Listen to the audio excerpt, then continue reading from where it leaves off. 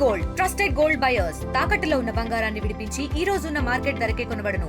మరిన్ని వివరాలకు సంప్రదించండి 7771077720. పేద నిరుపేద కుటుంబాలకు చెందినటువంటి విద్యార్థులు వైద్యులు కావాలన్న ఆశలను అడియాసలు చేసే విధంగా ఆంధ్రప్రదేశ్లోని 17 మెడికల్ కాలేజీలను పీపీపీ మోడ్లో ప్రైవేటీకరణ చేయాలని కేబినెట్ ప్రకటించిన వెనువెంటనే వైఎస్ఆర్ కాంగ్రెస్ పార్టీ నాటి నుండి నేటి వరకు అల్లుపెరగని పోరాటం చేస్తుంది. ప్రస్తుతం మాత్రం రాష్ట్రంలో 1 కోటి సంతకాల కార్యక్రమం మాత్రం యుద్ధ ప్రాతిపదికన జరుగుతుంది. ప్రజలు ఇప్పటికే ఈ ప్రైవేట్ భాగస్వామ్యం చేసినటువంటి మెడికల్ కాలేజీలు మాత్రం ప్రభుత్వం పరంగా నిర్వహించాలని చెప్పి ప్రజల్లో ఒక అవగాహన వచ్చింది. ప్రస్తుతం ఆమ్దాల వలసలో ఈ 1 కోటి సంతకాల కార్యక్రమం ఏ విధంగా జరుగుతుందన్న విషయం వైఎస్ఆర్ కాంగ్రెస్ పార్టీ ఆమ్దాల వలస నియోజకవర్గం ఇన్ఛార్జ్ చింతాడ రవికుమార్ మనతో ఉన్నారు. చూస్తే కనుక కేబినెట్ ప్రకటన నాటి నుండి నేటి వరకు ఇంకా పోరాటం కొనసాగుతూనే ఉంది. అయినప్పటికి కూడా కూటమి ప్రభుత్వం పొంతం లేని సమాధానాలు చెప్పుకుంటూ వస్తుందే తప్ప ఈ ప్రక్రియని ఆలోచింపచేసే పరిస్థితిలో లేదు. కానీ ఈ విషయంలో మీ పోరాటం ఫలిస్తుందని ఆశిస్తున్నారు? మా అధినేత జగన్మోహన్ రెడ్డి గారు చాలా క్లియర్గా ఒక మాట చెప్పారు వీటి గురించి.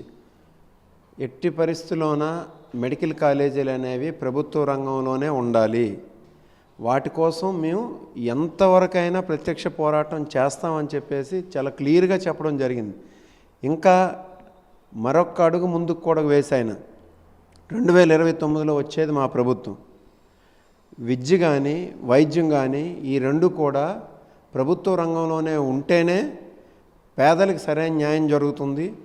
విద్య వైద్యం రెండు పేదలకు అందాలనంటే దానికోసం ప్రభుత్వానికి ఒక చిత్తశుద్ధైన దృక్పథం ఉండాలి. కాబట్టి మా ప్రభుత్వం వచ్చిన వెంటనే ఇప్పుడు చంద్రబాబు నాయుడు గారు దీన్ని ప్రైవేట్ వ్యక్తులకు అప్పచెప్పేస్తారు. సరే, ఎవరైనా దీన్ని ముందుకు వచ్చి టెండర్లు పాడితే వాళ్ళ టెండర్లను నిర్దాక్షిణ్యంగా మేము క్యాన్సిల్ చేసి మళ్ళీ ఈ మెడికల్ కాలేజీలను వెనక్కి తీసుకుంటామని చెప్పేసి కూడా ప్రభుత్వ పరంగా నడుపుతామని కూడా వార్నింగ్ కూడా ఇవ్వడం జరిగింది. కానీ ఆ హెచ్చరిక మాత్రం ఒక్క అడుగు కూడా తగ్గేదేలే అన్నట్టు ఈరోజు ఇన్వెస్టర్స్ మాత్రం ఆ కోట్లాది రూపాయల భూముల్ని అదేవిధంగా ఆ మెడికల్ కాలేజీని వసూలు చేసుకోవడానికి క్యూ కడుతున్నారు. క్యూ కట్టడం అని అంటే ఇంకా టెండర్ ప్రాసెస్ అనేది ఇనీషియల్ స్టేజ్లోనే ఉంది. ఈ లోపు ఏంటంటే మా అధినేత తాలూకా ఉద్దేశం ప్రజలందరికీ ఈ విషయం తెలియజేయాలి.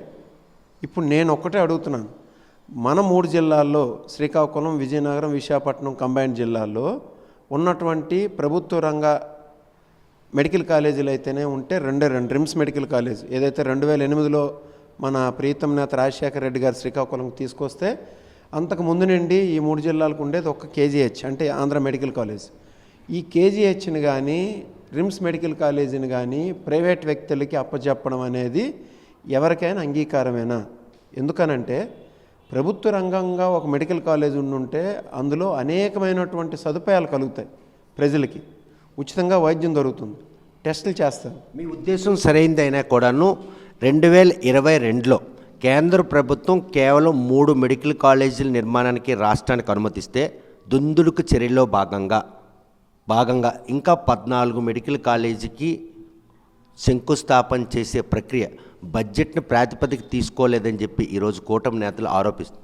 అదేం కాదు, నీతి ఆయోగ్ ఏర్పడిన తర్వాత కేంద్ర ప్రభుత్వం ఈ ఒక్క రాష్ట్రానికి లేకపోతే మన ఆంధ్రప్రదేశ్కి మాత్రమే కాదు, నీతి ఆయోగ్ ఏర్పడిన తర్వాత మెడికల్ కాలేజీలకి మా కేంద్ర ప్రభుత్వం నుండి ఎటువంటి సపోర్టు దొరకదు. యాక్చువల్గా అయితే 60% వాటా కేంద్ర ప్రభుత్వం భరించి 40% వాటాను రాష్ట్ర ప్రభుత్వం భరించి ఒక మెడికల్ కాలేజ్ ఏర్పాటు చేయాలి. కానీ నీతి ఆయోగ్ ఏర్పడిన తర్వాత పూర్తిగా ఆ 60% మేము ఇవ్వము అని చెప్పింది.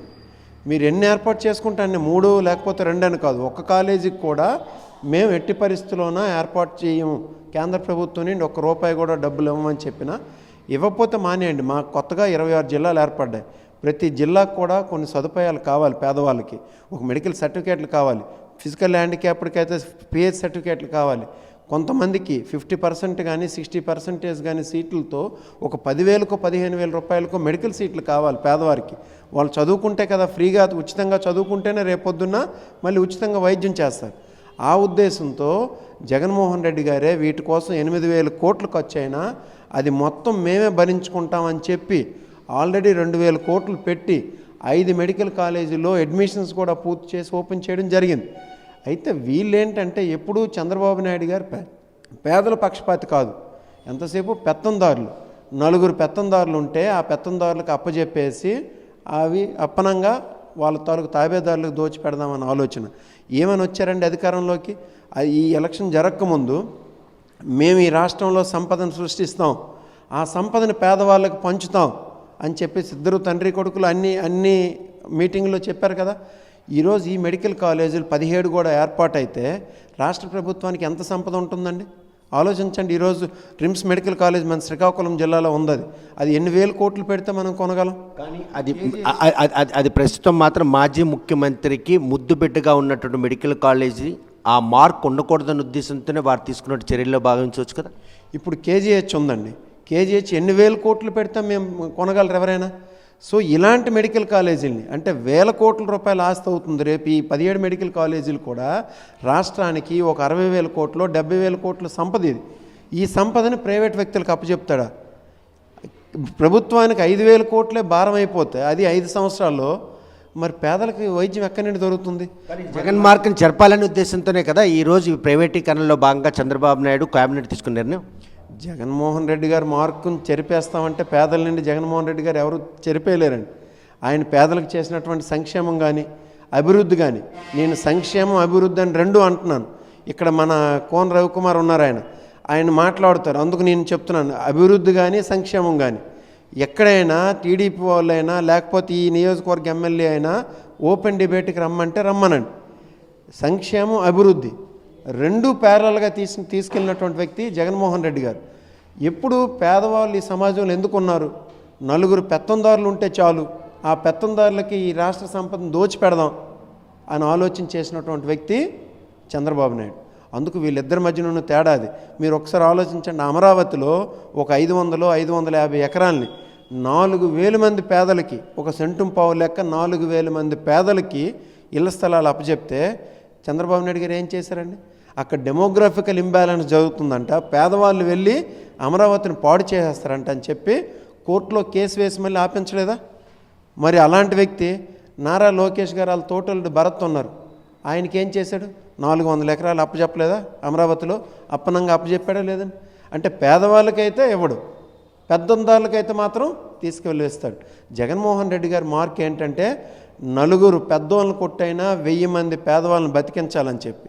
చంద్రబాబు నాయుడు గారు ఏంటంటే 100 మంది పేదోళ్ళని నాశనం చేసి ఒక పెత్తందాన్ని బతికించాలి. కానీ ఈ సిస్టమ్ మాత్రం ప్రజలకు కనెక్ట్ కాలేదు. జగన్మోహన్ రెడ్డి ఆలోచనకు అనుగుణంగానే ప్రజలైతే కనెక్ట్ కాకపోవడం 2024 సార్వత్రిక ఎన్నికల్లో ప్రతిపక్ష హోదా కూడా కోల్పోయి కనెక్ట్ కాలేదని ఎందుకు అనుకుంటారండి? పేదవాళ్ళు ఏ రోజు జగన్మోహన్ రెడ్డి గారికి మోసం చేయలేదు, చేయకూడదు. ఎందుకనంటే ప్రతి ఒక్క పేదవాడిని కూడా గౌరవంగా 40% ఓట్లు వచ్చాయనంటే కనెక్ట్ కాలేదని ఎందుకు అంటారు మీరు? ఈరోజు రాష్ట్రంలో దేశంలో అన్నిటికన్నా ఎక్కువ ఓట్లు, ఈ టీడీపీ కన్నా కూడా ఎక్కువ ఓట్లు సాధించినటువంటి పార్టీ వైసీపీ. రాష్ట్రంలో 40% వాటాని. కాకపోతే మొన్న ఓడిపోవడానికి కారణాలు రకరకాలు. ప్రజలకు అభిమానం జగన్మోహన్ రెడ్డి గారి మీద లేదనుకోవద్దు. ఎప్పుడైనా లక్షల మంది జనాలు జగన్మోహన్ రెడ్డి గారు రోడ్డు మీదకి వస్తే ఈరోజు వస్తున్నారు. ఈరోజు మేము ఊళ్ళో వెళ్తుంటే 1.5 సంవత్సరం అవ్వలేదు, ప్రతి ఒక్కరికి కూడా ఓపెన్గా బయటకు వచ్చి మేము జగన్మోహన్ రెడ్డి గారి మద్దతు తెలుపుతామని చెప్పేసి చెప్తున్నారు. 3 సంవత్సరాలు చంద్రబాబు నాయుడు గారు 2019లో ఓడిపోతే బయటకు కూడా రాలేని పరిస్థితి. ఈరోజు మేము వెళ్ళి ప్రజల మధ్యన హ్యాపీగా తిరుగుతున్నాం, ప్రజలకు చెప్పగలుగుతున్నాం. కారణం ఏంటంటే జగన్మోహన్ రెడ్డి గారు ఆల్రెడీ ప్రజల తాలూకు గుండెల్లో ఉన్నారు, పేద ప్రజలకు చేశారు. అభివృద్ధి కోసం మాట్లాడమనంటే నేను చెప్తాను, ఈ జిల్లాకి మీరు మిగతా రాష్ట్రం అంతా వదిలేండి, నేను చెప్తాను. ఈ జిల్లాకి అభివృద్ధిలో కానీ జిల్లా ప్రజల తాలూకా జీవన ప్రమాణాలు కానీ పెంచినటువంటి ప్రాజెక్టులు కొన్ని ఉన్నాయి. Vamsadhar project, Moolapeta port, Budagatlapalem fishing harbour, Manchineellapeta jetty, లేకపోతే ఉద్దానం కిడ్నీ రీసెర్చ్ సెంటర్, ఒక రిమ్స్ మెడికల్ కాలేజ్, ఒక అంబేద్కర్ యూనివర్సిటీ, లేకపోతే ఒక ఆఫ్షోర్ రిజర్వాయర్. వీటిల్లో ఏవైనా కానీ ఆనాడు స్వర్గీయ రాజశేఖర రెడ్డి గారైనా తీసుకొచ్చిన ప్రాజెక్టులు, లేకపోతే ఈనాడు మా ప్రీతం నేత జగన్మోహన్ రెడ్డి గారు తీసుకొచ్చినటువంటి ప్రాజెక్టులు మాత్రమే. 16.5 సంవత్సరాలు ముఖ్యమంత్రిగా చేసినటువంటి దుర్మార్గపు వ్యక్తి చంద్రబాబు నాయుడు గారు ఈ జిల్లాకు తీసుకొచ్చినటువంటి అభివృద్ధి ప్రాజెక్టు ఒక్కటైనా ఉంటే టీడీపీ నాయకులు వాళ్ళు నిజంగా మొనగాళ్ళైనా మగాళ్ళైనా, లేకపోతే టీడీపీ నాయకులు వేసుకున్నది పచ్చకండువ అయితే బయటకు వచ్చి చెప్పమని చెప్పేసి మీ ముఖంగా సవాల్ చేస్తున్నాను. చూస్తే కనుక 17 నెలల కూటమి పాలనలో విశాఖ వేదికగా జరిగినటువంటి 30వ CII సదస్సుకు ప్రపంచ నలుమూల నుండి లక్షలాది కోట్ల రూపాయలు భాగస్వామి సదస్సులో పెట్టుబడులు పెట్టడానికి వచ్చారంటే అవి కాకి లెక్కల లేకపోతే వాస్తవ రూపం దాల్చే అవకాశం ఉందా? చేయనియండి. లాస్ట్ టైం జగన్మోహన్ రెడ్డి గారు ఇదే సమ్మిట్ పెడితే నారా లోకేష్ గారు ఏమన్నారు? ఈ ఒట్టి బోగస్ లెక్కలని అన్నారు. మరి అదే సిఏఏ సమ్మిట్ ఈయన పెట్టాడు కదా, అవి బోగస్ లెక్కలు కాదు నిజం అని చెప్పేసి నిరూపించమనండి. నిరూపిస్తే అభివృద్ధి చేస్తే ప్రజలందరూ అంగీకరిస్తారండి. ప్రజలకు తెలుసండి. వాళ్ళు ఇద్దరు, చంద్రబాబు నాయుడు గారు దుబాయ్ వెళ్తారు ఒకసారి, లోకేష్ గారు ఆస్ట్రేలియా వెళ్తారు. బయటకు వచ్చేసిన వెంటనే మేము ఈ సంవత్సరం 1,50,000 ఉద్యోగాలు తెచ్చాం.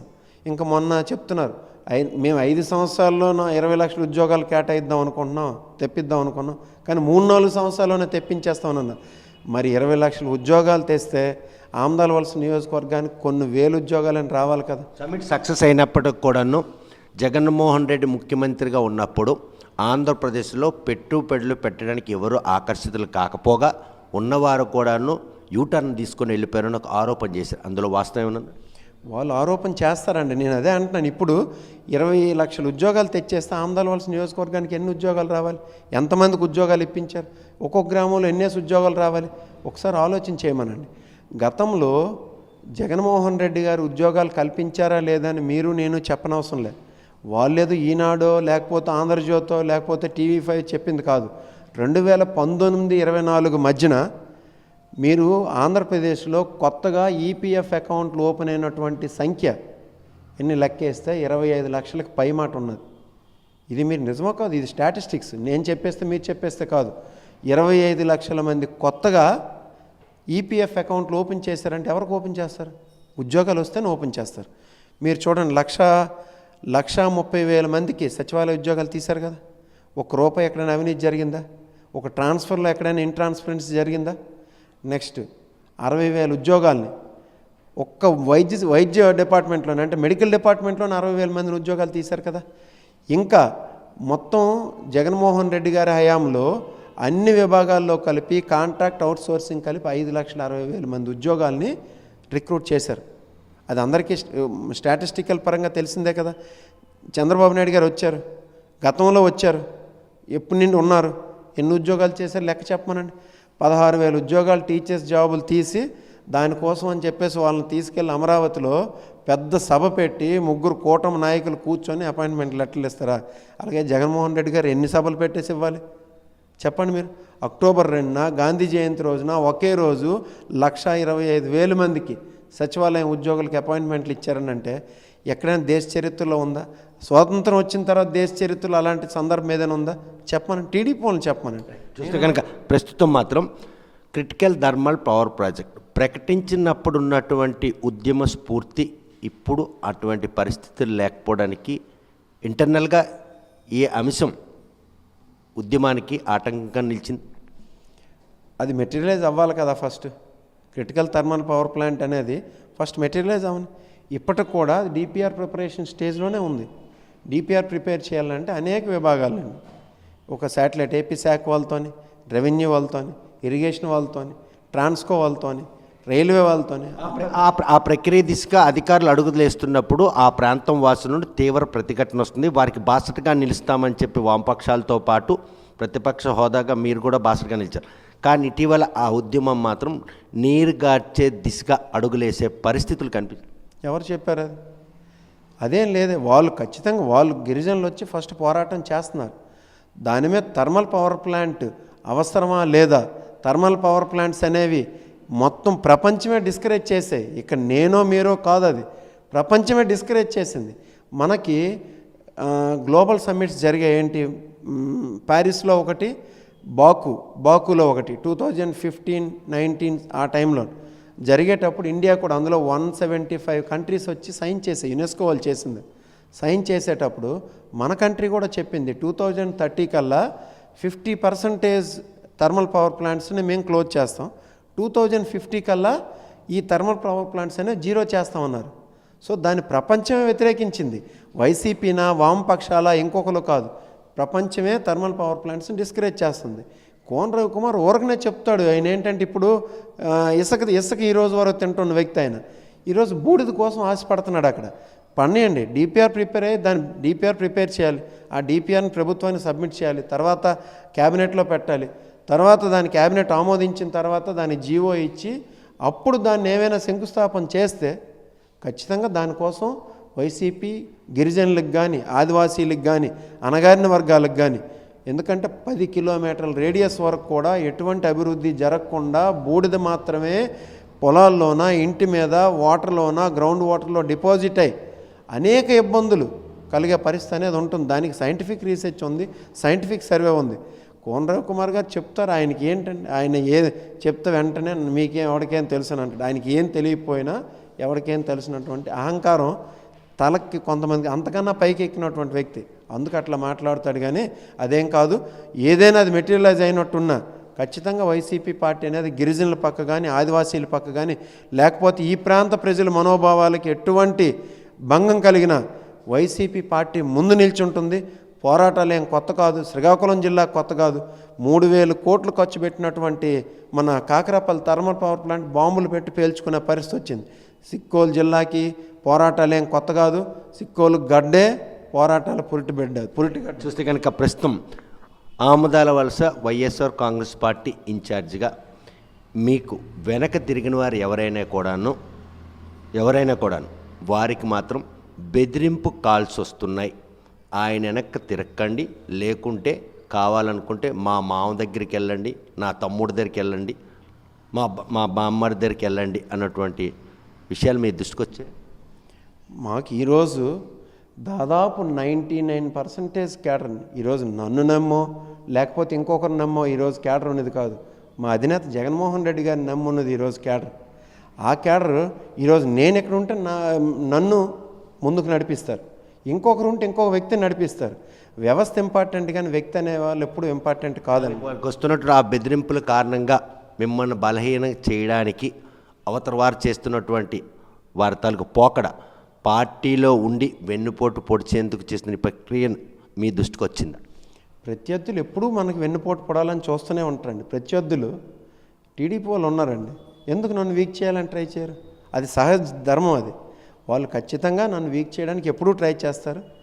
మాకు ఉండే జగన్మోహన్ రెడ్డి గారు, ఆయన పిలుపునిచ్చినటువంటి ప్రతి కార్యక్రమాన్ని, ఆయన పిలుపునిచ్చినటువంటి ప్రతి అంశాన్ని, ప్రోగ్రామ్ని తూచా తప్పకుండా ఆమదాల వలస నియోజకవర్గంలో అందరికన్నా ముందుగా తీసుకొని వెళ్ళి చేయాల్సిన బాధ్యత నాది. ఆ దూకుడుకు మీకు సైన్యం వెన్నుదండగా ఉంది అన్న విషయాన్ని జీర్ణించుకోలేక ఈ రోజుకు వారికి బెదిరింపులు చేస్తారు. కొన్ని అది సహజంగా ఉండొచ్చు. నా దృష్టికి ఏం పెద్ద అలాంటి వచ్చింది లేదు. కానీ టీడీపీ వాళ్ళు ఖచ్చితంగా చేస్తారండి.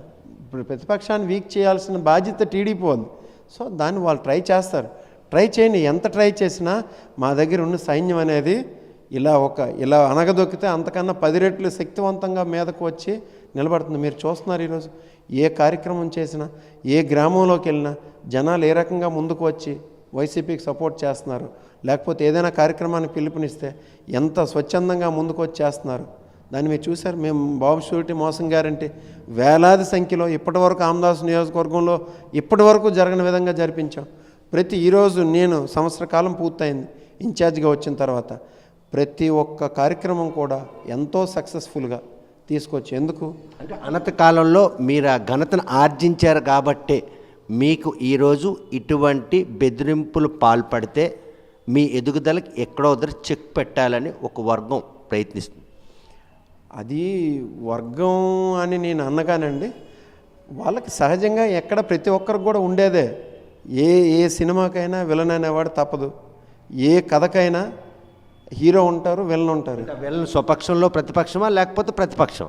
నప్పన వాళ్ళు ఎవరైనా ఉంటుంటారండి, దానికి ఏముంది. ప్రతిపక్షంలో కొంతమంది నప్పన వాళ్ళు ఉండొచ్చును. ఇప్పుడు ఒక ట్రాన్సిషన్ జరిగేటప్పుడు, ఒక దగ్గర నుండి ఒక దాని ట్రాన్సిషన్ జరిగేటప్పుడు ఏదైనా ఏ స్టేజ్లోనైనా, ఇప్పుడు నెక్స్ట్ ఒక గొంగలి పురుగు బొద్దంగా మారుతుంది. అది ఎన్ని కష్టాలు పడాలి?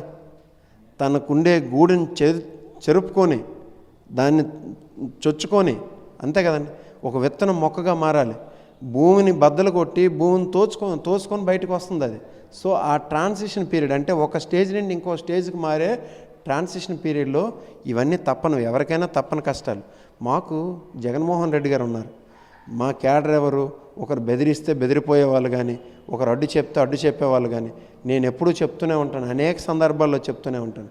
ఈరోజు పవన్ కళ్యాణ్కి కూడా పిఠాపురంలో ఆయనకి వాళ్ళ కేడర్ నుండి సరైన మద్దతు దొరకలేదు. ఇప్పుడు ఉన్నటువంటి కోన రవికుమార్ గారికి కూడా 2009లో కానీ 2014లో కానీ సరైన సపోర్ట్ లేక అనేక ఇబ్బందులు పడ్డారు. కానీ ఈరోజు నిజంగా అది నా అదృష్టం అనొచ్చును, లేకపోతే జగన్మోహన్ రెడ్డి గారి ఆశీస్సులు అనొచ్చును. మా కేడర్ అందరికీ నిజంగా కాళ్ళకు మొక్కాలని నేను ప్రతి సందర్భంలో కూడా చెప్తాను.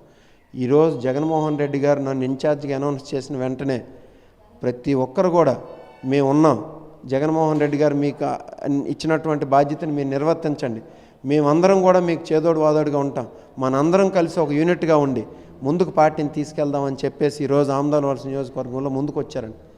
అది నాకు అదృష్టం కాదా? జగన్మోహన్ రెడ్డి గారి ఆశీస్సులు కాదా? మా కేడర్ని కాళ్ళకు మొక్కలా లేదా? అది నేను ఎప్పుడూ చెప్తూనే ఉంటున్నది. మాకున్నటువంటి భరోసా అది. చూస్తే కనుక ప్రస్తుతం మాత్రం ఏవైతే ప్రైవేట్ పరం చేయాలని చూస్తున్న మెడికల్ కాలేజీని ఎట్టి పరిస్థితుల్లో కూడా ప్రభుత్వం నుండే నడిపించేందుకు మాత్రం అలుపెరగని పోరాటం వచ్చింది. ఇప్పటికే ప్రజల్లో ఒక అవగాహన వచ్చింది. 1,000,000 సంతకాల కార్యక్రమానికి మాత్రం ప్రజల్లో వచ్చినటువంటి చైతన్యం ప్రభుత్వం ఆధ్వర్యంలో నడిచేందుకు మాత్రం ఎంతకన్నా దోహదపడుతుంది అన్నటువంటి ఆశాభావం వ్యక్తం చేస్తాం. మరోవైపు చూస్తే కనుక critical thermal power project DPR రూపకల్పన దిశగా అడుగులేస్తున్న ఈ నేపథ్యంలో అదే గనక దుందుడుగ్గా కనుక గ్రౌండ్లోకి వస్తే మాత్రం ఎట్టి పరిస్థితిలో ఆ ఏజెన్సీ గిరిజనులకి అండగా ఉంటాం, ఆ అండగా ఉండి దాన్ని ఎట్టి పరిస్థితి అడ్డుకొని తీరుతాం. ప్రపంచమే కాదనుకుంటున్నటువంటి ఆ థర్మల్ పవర్ ప్రాజెక్ట్ ఆమదాలవలస తేవాలన్నటువంటి స్థానిక ఎమ్మెల్యే ప్రతిపాదన మాత్రం పూర్తిగా తప్పడుతున్నారు. మరోవైపు చూస్తే కనుక ఆమదాలవలస నియోజకవర్గం వైఎస్ఆర్ కాంగ్రెస్ పార్టీ జగన్ ఏ నమ్మకంతో ఈ నియోజకవర్గ ఇన్ఛార్జిని తను నియమించారో ఆ నమ్మకానికి వెన్నుదండుగా ఉన్న ప్రతి ఒక్క కార్యకర్త కూడాను పార్టీకి పూర్వవైపును తెచ్చేందుకు వారు చేసినటువంటి ప్రయత్నం ఈరోజు తనకు మాత్రం ఎంతో బలాన్ని ఇస్తుందని, పార్టీ భవిష్యత్తులో 2029 సార్వత్రిక ఎన్నికల్లో మాత్రం ఆమదాలవలసలో మరోసారి వైఎస్ఆర్ కాంగ్రెస్ పార్టీ విజయకేతం ఎగరవేస్తుందన్నట్టు ఒక ధీమా వ్యక్తం చేస్తున్నట్టు చింతాడు రవికుమార్. మరి ఆయన ఆశయం సిద్ధిందని ఆశిద్దాం. వీడియో జర్నలిస్ట్ రాంకృష్ణతో సత్యం, RTV Srikakulam. Local to global news at your finger tips. మీ చేతిలో ఒక ఆయుధం.